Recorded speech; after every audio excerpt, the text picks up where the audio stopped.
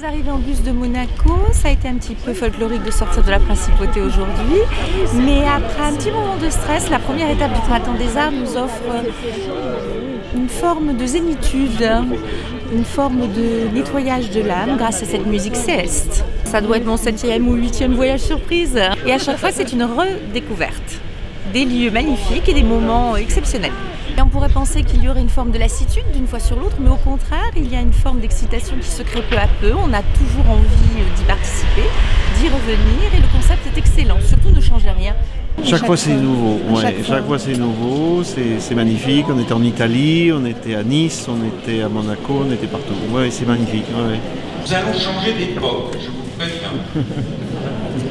Eh oui, c'est le voyage surprise.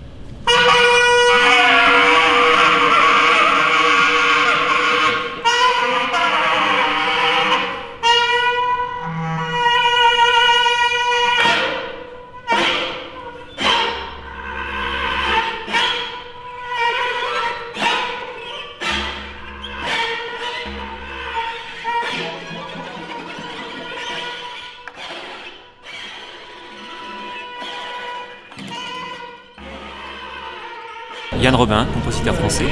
Je suis au Printemps des Arts là, pour une création, Shadows 2, pour clarinette basse et quatuor à cordes, avec Alain Billard à la clarinette basse et le quatuor Tana.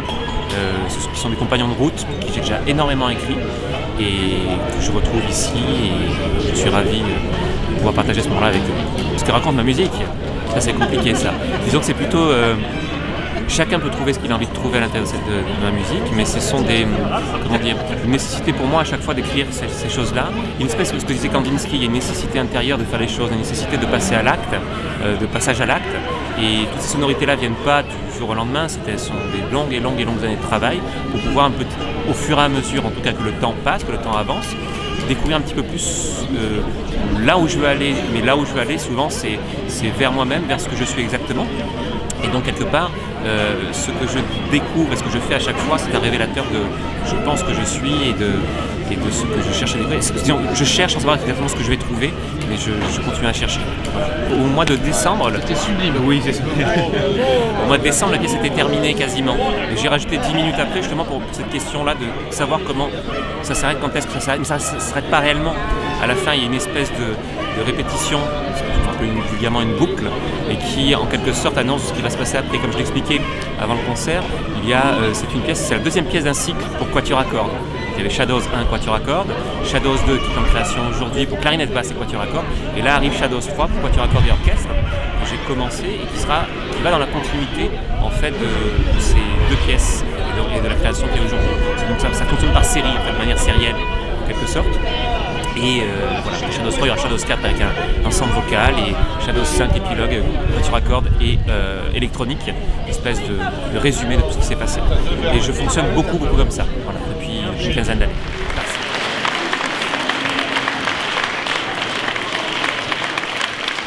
J'avoue que c'est complètement l'opposé de ce qu'on a eu à la première partie. C'est assez intéressant parce que ce sont des siècles complètement différents.